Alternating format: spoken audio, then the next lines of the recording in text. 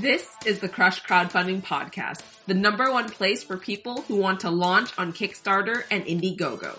My name is Nalin, and I invite you to join me for tips, hacks, and insights to get you launched and fully funded.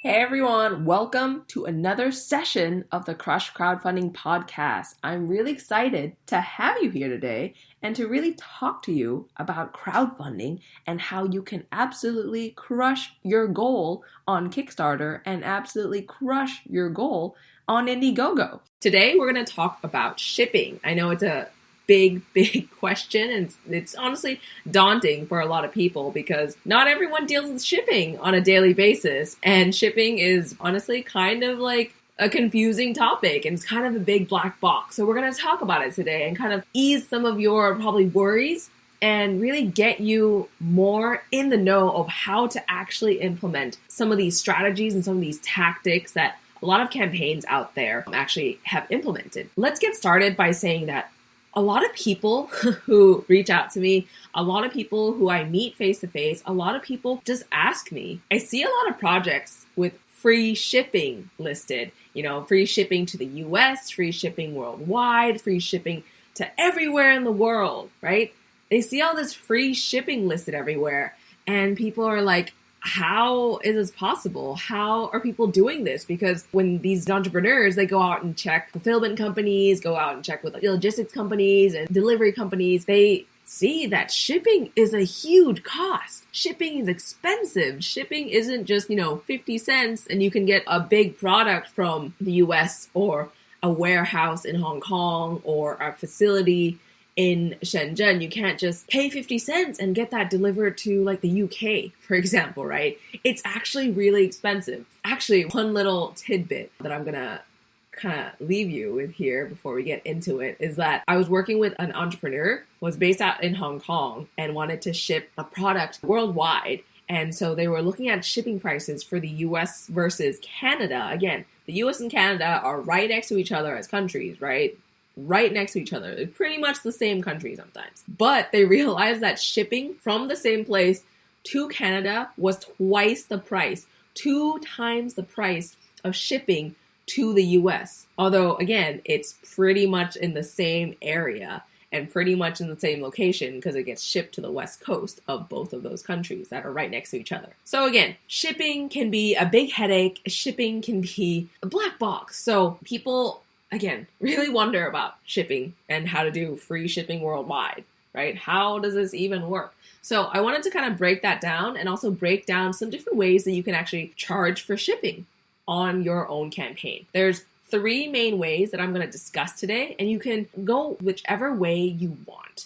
And we'll kind of talk about in the end, like what you have to do after you've decided on which actual shipping price cost way that you are going to be doing for your campaign. So the first thing that I want to talk about for this particular video, again, is like a lot of people just really ask me, like, how do I do free shipping worldwide? It's so expensive. How do I do free shipping? To be totally frank with you, nothing in life is really free, right? There's no way it can actually be free, especially if you're seeing from your logistics people, your fulfillment company, that it's like $50 to ship from the factory to the US. If it's $50, like, how can you make that free? How's that possible? The best way to kind of talk about this is to give a concrete example. One company that I've actually worked with before, one entrepreneur that I've worked with before, they decided to do free shipping for their product. And the way to do free shipping for your product is to literally integrate whatever shipping cost that you find into the entire cost of creating the product. So a lot of entrepreneurs kind of go through product creation process and think, okay, we have product cost and then we have shipping and then we have price point or whatever. And so they tack on shipping after they look at all the product costs for making the actual product, the supply for it, the materials for it, the putting it together and things like that. However, if you want to charge free shipping for your project on crowdfunding, I would really recommend to look at it more in a holistic manner. Say if your product costs $5 to make and $15 to ship, then say your product cost is actually $20, and price your product, the price where people buy it, price it so that you can actually still have a margin left over after paying all the costs for shipping and your product, right? So there's 3 levels. the price people pay, the margins you have in the middle between that, and the cost of the product and the shipping. So that's really honestly how people do free shipping. They literally just integrate the cost for that shipping. They talk to fulfillment companies early to get those numbers crunched out for if it's, the US or worldwide or just US and Canada, just US and Australia, just the EU and US. They crunch out all these numbers early so that they're able to integrate these cost numbers for shipping into the entire holistic product cost so that they're able to price everything beyond that so that they still have leftover money, margin to play with in terms of, promotions or buffer for any hiccups that come up pretty much. And so again, that's the first way you can, charge shipping. You can do free shipping by actually putting that shipping cost into the product cost and kind of bundling that together as one big cost. The second way you can actually do shipping for your crowdfunding campaign is to subsidize part of the shipping, right? So for example, you can pay 50% of the shipping cost and backers are paying 50% of the shipping cost. And you can just literally go through on crowdfunding, on your Indiegogo campaign, on your Kickstarter campaign, and insert 50% of the full shipping cost into each country as you're putting in your rewards, as you're putting in your perks. Again, it can be any percentage that you subsidize. It can be 5%, it can be 90% that you subsidize. Whatever you want to subsidize, just make sure to remember that subsidizing shipping literally means that it's coming out from your pocket. The shipping cost is coming out from what you are paying for the product. So make sure to include this in your calculations of what can happen in the long run if you do subsidize 5%, if you do subsidize 90%. What happens? What happens in this case? Does the product make sense? Does the math make sense? Does it mean that you're actually losing money going into this crowdfunding campaign and you won't even have enough money to put the product into production and manufacturing and send it out to people? If that's the case, then maybe this is not the way to go. Or maybe you have to look at subsidizing a lot less and telling your backers that, hey, this is how much you need to pay for shipping in order to get the product to yourself. That's the second way you can kind of implement shipping in your crowdfunding campaign, right? It's the subsidized part of the actual shipping cost itself. The third way, which is kind of the way a lot of people go down, is to have backers pay the full price of shipping, the full cost of shipping. So there's lots of pros and cons to this, right? Pro, from your perspective as an entrepreneur, as a new company that's building up, that's growing, that's actually launching. From that perspective, it's easy on cost, right? Like the backer actually pays that full price. The backer actually just takes all this under their wing and none of the responsibility is you. And all you have to do is actually take that money and get that thing shipped out. Pretty good, right?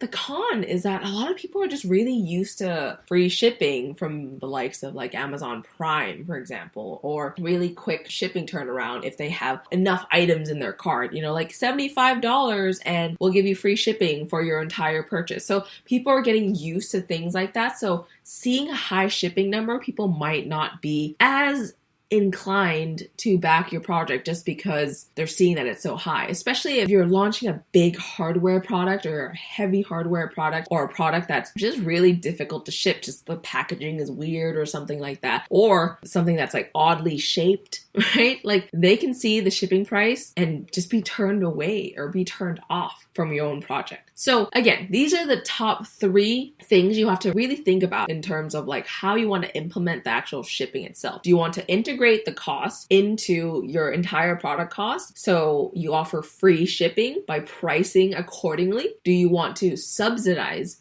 part of the shipping cost and kind of have your backers help pay in a way? Or 3, do you want your backers to pay the full price separately on top of the product cost? The tricky thing when it comes to shipping is actually not just getting the product to the right country. So for example, if your product is made in China, it gets sent to a warehouse in the US, and then it has to go to a different warehouse in the UK, or it has to deliver to a backer in Germany.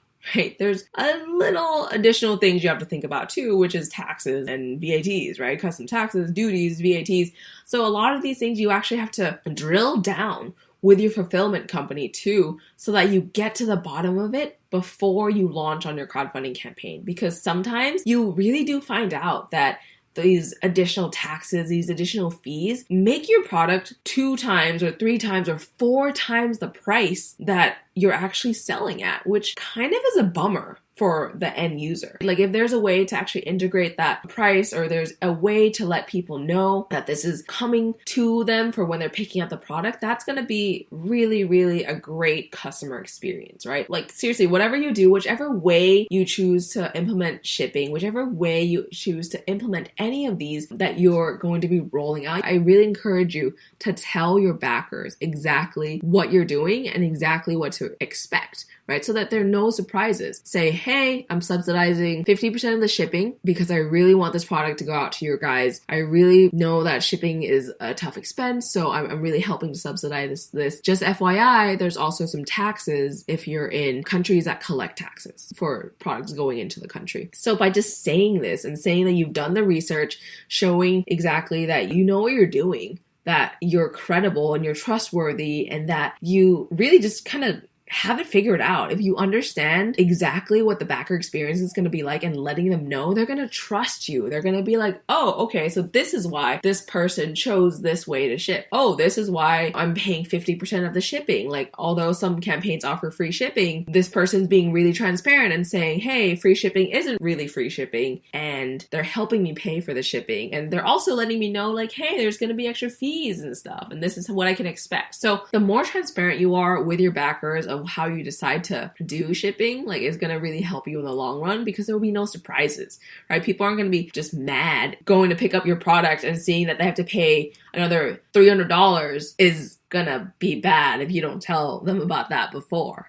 Right? Again, there's 3 ways you can really implement shipping for your campaign. 3 ways are to integrate the cost of the shipping into the product cost and just pricing your entire project, your entire different levels and tiers of pledges and rewards in order to cover that shipping and have a margin. The second way is to really subsidize part of the cost of shipping so that you're sharing that cost with the backers and just letting them know what exactly you're doing. And the third way is just having your backers pay in full separately from the cost of everything else. Like, it's to say, hey, this is what the product is priced at, and then on top of that, pay shipping. So again, those are 3 different ways to just roll out shipping. You can do whatever you want to do for that. So thank you for being with me here today.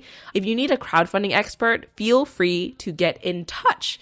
You can get started by heading to crushcrowdfunding.com. Lastly, I would be really grateful if you could leave a review for the podcast, because it will really help others who want to learn about crowdfunding just more easily find out about the podcast. Thank you so much for being here with me, and for subscribing to the podcast, and for continuing to listen and just being here with me to go on this journey to crowdfund your product and your idea. I will see you guys in the next session. Thanks for listening to the Crush Crowdfunding podcast at crushcrowdfunding.com. Tune in the same time next week for more ways to crush your launch.